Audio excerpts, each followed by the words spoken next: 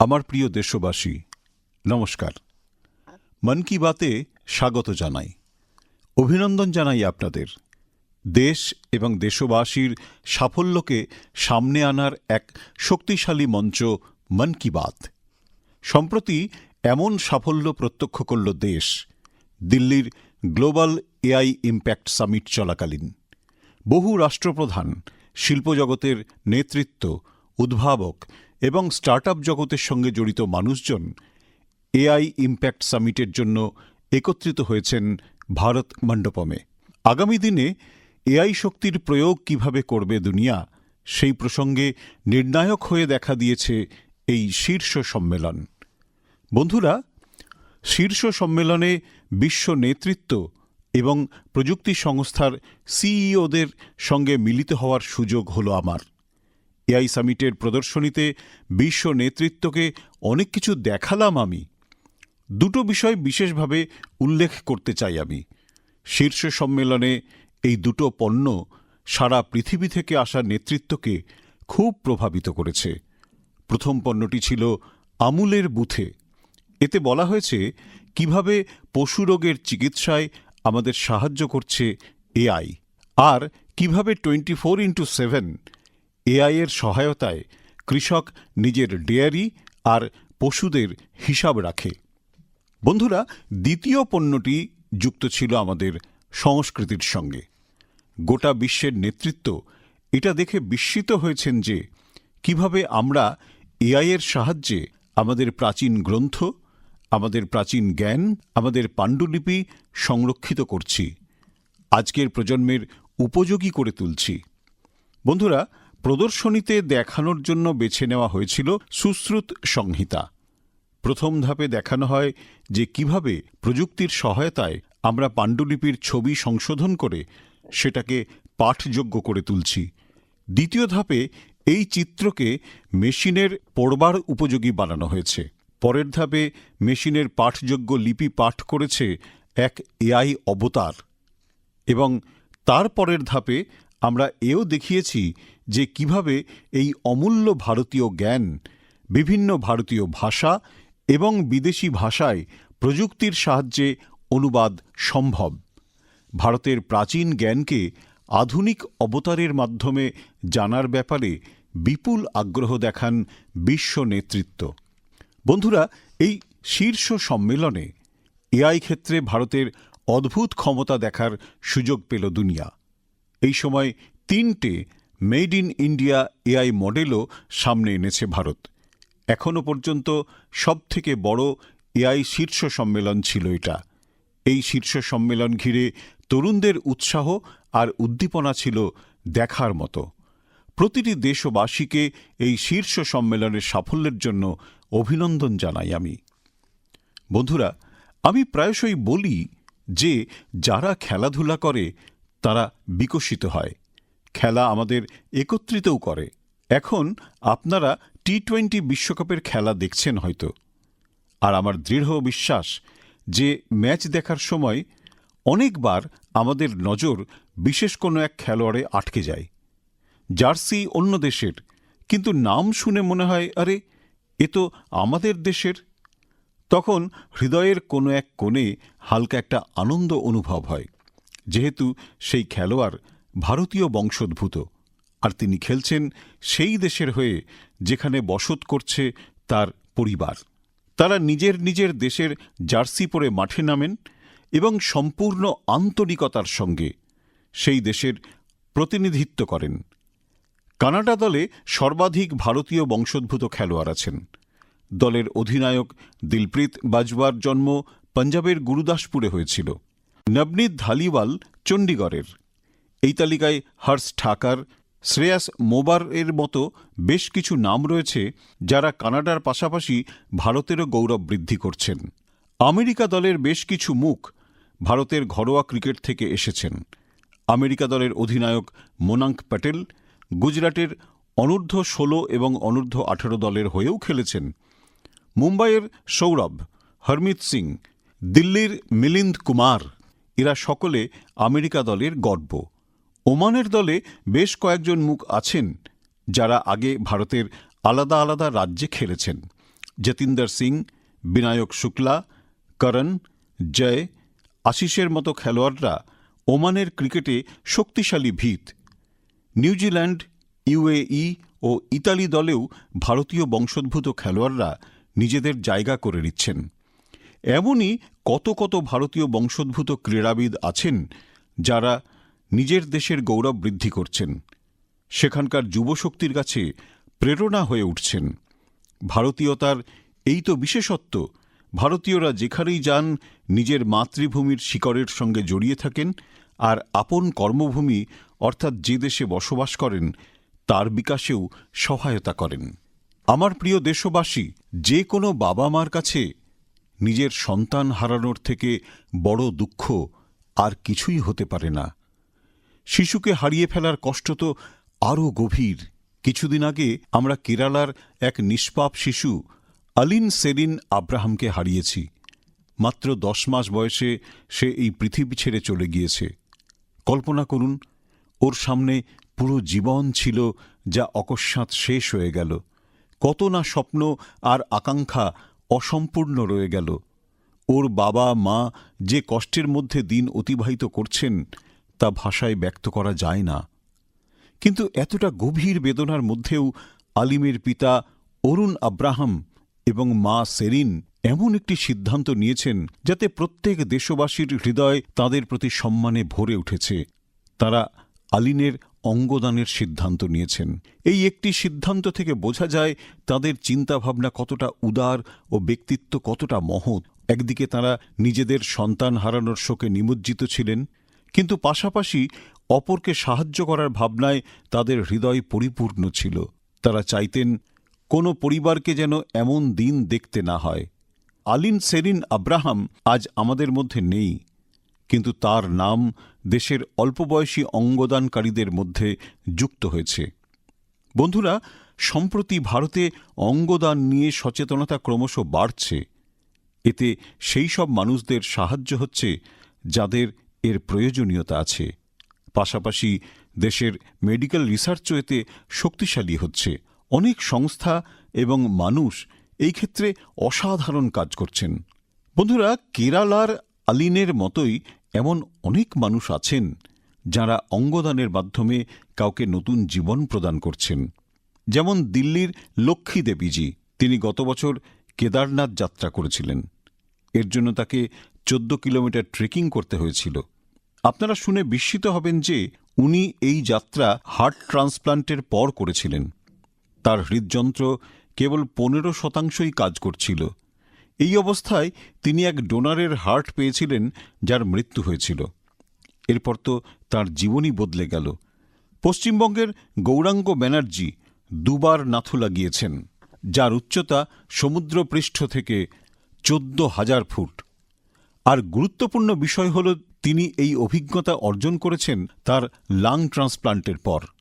রাজস্থানের সিকারের রামদেব সিংকে কিডনি প্রতিস্থাপন করাতে হয়েছিল। এখন তিনি ক্রীড়াক্ষেত্রে অসাধারণ কৃতিত্ব দেখাচ্ছেন। বন্ধুরা, অনুপ্রেরণা যোগানোর মতো এমন অনেক উদাহরণ আপনারা দেখতে পাবেন। এ থেকে এই কথাটা আবারও প্রমাণ হয় যে একজন মানুষের সৎ উদ্যোগ অসংখ্য মানুষের জীবন বদলে দিতে পারে। যারা এই ধরনের মহৎ কাজ করছেন, আমি মন থেকে তাদের সকলের প্রশংসা করছি। আমার প্রিয় দেশবাসী, আজাদি কি অমৃত মহোৎসব চলাকালীন লাল কিল্লা থেকে আমি 5 পণের কথা উল্লেখ করেছিলাম, যার মধ্যে একটি ছিল দাসত্বের মানসিকতা থেকে মুক্তি। আজ দেশ দাসত্বের প্রতীকগুলিকে পিছনে ফেলে ভারতের সংস্কৃতির সঙ্গে যুক্ত ব্যাপারগুলোকে গুরুত্ব দিচ্ছে। এই উদ্দেশ্যে আমাদের রাষ্ট্রপতি ভবনও একটা গুরুত্বপূর্ণ পদক্ষেপ নিয়েছে। কাল অর্থাৎ 23শে ফেব্রুয়ারি রাষ্ট্রপতি ভবনে রাজাজি উৎসব পালিত হবে। সেই উপলক্ষে রাষ্ট্রপতি ভবনের কেন্দ্রীয় প্রাঙ্গণে শ্রী রাজাগোপালাচারীর মূর্তি উন্মোচন করা হবে। তিনি স্বাধীন ভারতের প্রথম ভারতীয় গভর্নর জেনারেল ছিলেন। তিনি সেই সমস্ত মানুষদের মধ্যে একজন ছিলেন যাঁরা ক্ষমতাকে পদ হিসেবে নয়, সেবা হিসেবে দেখতেন। জনজীবনে তাঁর ব্যবহার, আত্মসংযম এবং স্বাধীন চিন্তাভাবনা আজও আমাদের অনুপ্রাণিত করে। দুর্ভাগ্যজনকভাবে স্বাধীনতার পরেও রাষ্ট্রপতি ভবনে ব্রিটিশ আধিকারিকদের মূর্তিগুলো রাখা ছিল, কিন্তু দেশের মহান সন্তানদের জায়গা দেওয়া হয়নি। ব্রিটিশ স্থপতি এডউইন লুটিয়েন্সের মূর্তিও রাষ্ট্রপতি ভবনে রাখা ছিল। এখন সেই মূর্তির জায়গায় রাজাজির মূর্তি স্থাপন করা হবে। রাজাজি উৎসব চলাকালীন রাজা গোপালাচারীর উপর একটি প্রদর্শনীও চলবে। এই প্রদর্শনী 24শে ফেব্রুয়ারি থেকে 1 মার্চ অবধি চলবে। সময় সুযোগ করে আপনিও সেটা অবশ্যই একবার দেখতে যাবেন। আমার প্রিয় দেশবাসী, মন কি বাত অনুষ্ঠানে আমি আপনাদের সঙ্গে ডিজিটাল অ্যারেস্ট নিয়ে বিস্তারিতভাবে কথা বলেছিলাম। এরপর দেশ জুড়ে ডিজিটাল অ্যারেস্ট এবং ডিজিটাল ফ্রড নিয়ে সমাজে যথেষ্ট সচেতনতা তৈরি হয়েছে, কিন্তু এখনও আমাদের চারপাশে এমন ঘটনা ঘটে চলেছে যা ক্ষমার অযোগ্য। নির্দোষ মানুষকে ডিজিটাল অ্যারেস্ট এবং আর্থিক জালিয়াতির নিশানা করা হচ্ছে। অনেক সময় জানা যাচ্ছে কোনো প্রবীণ নাগরিকের সারা জীবনের সঞ্চয় ঠকিয়ে নিয়ে নেওয়া হয়েছে। কখনো সেই অর্থ প্রতারণা করে নেওয়া হয় যা কেউ সন্তানের পড়াশোনার ফিস দেওয়ার জন্য সঞ্চয় করেছিল। ব্যবসায়ীদের সঙ্গে প্রতারণার খবরও আমরা পাচ্ছি। কেউ ফোন করে এবং বলে, আমি একজন বড় আধিকারিক বলছি, আপনাকে কিছু ডিটেলস শেয়ার করতে হবে। এরপর সরল সাদাসিধে মানুষ সেটাই করে বসছেন। সেই জন্য আপনার সচেতন থাকা এবং সতর্ক থাকা অত্যন্ত গুরুত্বপূর্ণ। বন্ধুরা, আপনারা সবাই কেওয়াইসি নো ইয়োর কাস্টমার অর্থাৎ নিজের গ্রাহককে জানুন এই প্রসেসটির সঙ্গে নিশ্চয়ই পরিচিত। মাঝে মাঝে যখন আপনার কাছে আপনার ব্যাংক থেকে কেওয়াইসি আপডেট অথবা কেওয়াইসি করার মেসেজ আসে, তখন মনে প্রশ্ন ওঠে, আমি তো প্রথমেই কেওয়াইসি করিয়ে রেখেছি, তাহলে আবার কেন? আপনাদের কাছে আমার অনুরোধ, বিরক্ত হবেন না। এটা আপনাদের অর্থের সুরক্ষার জন্যই। আমরা সবাই জানি আজকাল পেনশন, সাবসিডি, বিমা, ইউপিআই সবকিছুই ব্যাংক অ্যাকাউন্টের সঙ্গে যুক্ত।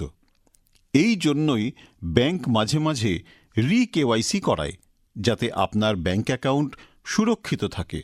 হ্যাঁ, এরই মধ্যে একটা কথা আপনাকে মনে রাখতে হবে, যে প্রতারক সে ভুয়ো কল করে, SMS আর লিঙ্ক পাঠায়, সেই জন্য আমাদের সতর্ক থাকতে হবে আর এমন প্রতারকদের ফাঁদে পা দেওয়া যাবে না। কেওয়াইসি অথবা কেওয়াইসি শুধুমাত্র নিজের ব্যাংকের শাখা বা অফিসিয়াল অ্যাপ বা অথরাইজড মিডিয়াম থেকেই করাবেন। ওটিপি, আধার নম্বর অথবা ব্যাংক অ্যাকাউন্ট সম্বন্ধিত তথ্য কাউকেই জানাবেন না। আর সবথেকে গুরুত্বপূর্ণ কথা হলো নিজের পাসওয়ার্ড মাঝে মধ্যে অবশ্যই বদলাবেন। যেমন ঋতু পরিবর্তনের সঙ্গে খাদ্যাভ্যাস বদলে যায়, বেশভূষা বদলায়, সেই রকমই নিয়ম করে কিছুদিন অন্তর আপনাকে আপনার পাসওয়ার্ডও পরিবর্তন করতে হবে। বন্ধুরা, সম্প্রতি ভারতীয় রিজার্ভ ব্যাংক এই বিষয়ের ওপর আর্থিক সাক্ষরতা সপ্তাহর আয়োজন করেছিল। আর্থিক সাক্ষরতার এই অভিযান এখন পুরো বছর ধরে চলবে। এই জন্য ভারতীয় রিজার্ভ ব্যাংকের মেসেজ মাথায় রাখবেন আর আপনার কেওয়াইসি আপডেট রাখবেন। মনে রাখবেন, সঠিক কেওয়াইসি সময় মতো কেওয়াইসি অ্যাকাউন্ট সুরক্ষিত রাখে। হয়ে উঠুন সক্ষম নাগরিক, কারণ সক্ষম নাগরিকই বানায় মজবুত এবং আত্মনির্ভর ভারত। আমার প্রিয় দেশবাসী, আমাদের কৃষকরা শুধুমাত্র অন্নদাতাই নন, তারা ধরিত্রীর সত্যিকারের পূজারী। মাটিকে সোনা বানানো কি, এটা আমাদের কৃষকদের থেকে শেখা উচিত। আর আমাদের আজকের কৃষকেরা তো ঐতিহ্য আর প্রযুক্তি দুটোই সঙ্গে নিয়ে চলেন। আমার এটা দেখে খুশি হয় যে আমাদের কৃষকেরা এখন শুধুমাত্র উৎপাদন নয়, বরং গুণমান, ভ্যালু এডিশন আর নতুন নতুন বাজারের দিকেও মনোযোগ দিচ্ছেন। ওড়িশার হিরোদ পটেল নামের এক তরুণ কৃষকের তথ্যটি খুবই প্রেরণামূলক। প্রায় 8 বছর আগে তিনি তাঁর বাবা শিবশঙ্কর পটেলের সঙ্গে প্রথাগত পদ্ধতিতে ধান চাষ করতেন, কিন্তু তারপর উনি চাষবাসকে নতুন দৃষ্টিতে দেখা শুরু করেন। নিজের জমির পুকুরের ওপর উনি মজবুত জালের কাঠামো তৈরি করেন, তার উপর লতানে সবজি ফলান, পুকুরের চারপাশে কলা, পেয়ারা আর নারকেল লাগান, আর পুকুরের জলে মাছ চাষ শুরু করেন। অর্থাৎ একই জায়গায় প্রথাগত চাষও চলছে, সবজি, ফল, মাছও হচ্ছে। এর ফলে জমির উন্নততর ব্যবহার করা গেছে, জল বাঁচানো গেছে, আর অতিরিক্ত আমদানিও সম্ভব হয়েছে। এখন দূর দূরান্ত থেকে কৃষকেরা তাঁর মডেল দেখতে আসে। বন্ধুরা, কেরালার ত্রিশূর জেলার এমন এক গ্রাম আছে যেখানে একই ক্ষেতে 570 রকমের ধান চাষ হয়। এর মধ্যে স্থানীয় প্রজাতি আছে, হার্বাল প্রজাতি আছে, আবার অন্য রাজ্য থেকে নিয়ে আসা প্রজাতিও আছে। এটা শুধু চাষ নয়, বীজের বৈচিত্র্যকে বাঁচিয়ে রাখার এক মহান অভিযানও।